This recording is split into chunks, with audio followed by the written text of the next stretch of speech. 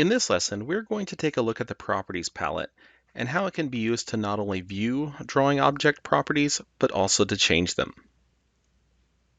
The Properties panel can be opened by going to the View tab on the ribbon, then the Palettes panel, then Properties. You can also type PR, then press Enter at the keyboard.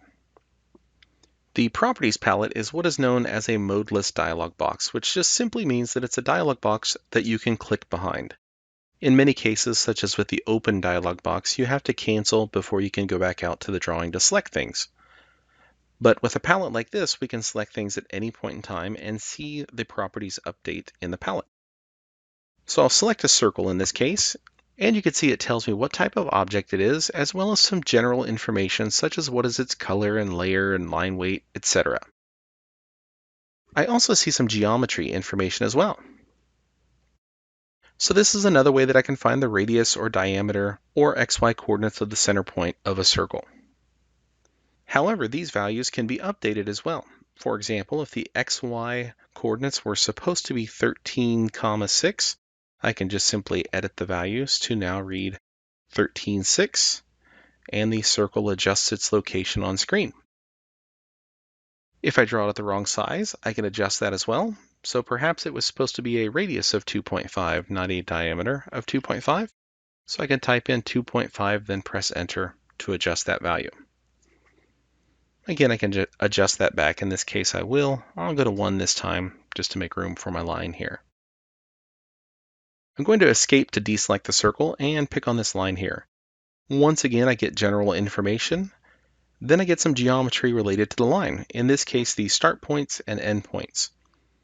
Notice that it reports back the length and angle, but these objects are grayed out and they cannot be changed.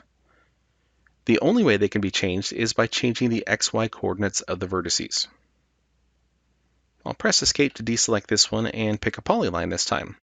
Once more, got our general information here, but then in the geometry section, I can see the area and the perimeter of the object. Even though it calls it length, we're talking about the perimeter here.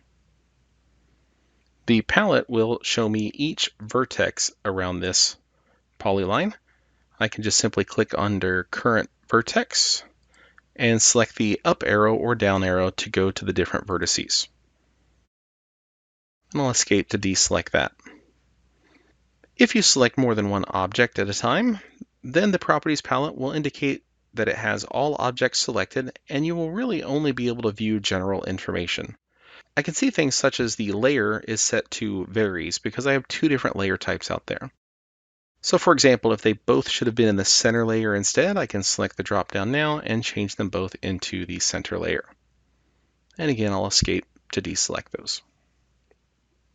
So to summarize, the Properties palette is a fantastic way to select objects and view their properties, but also be able to adjust those properties on the fly.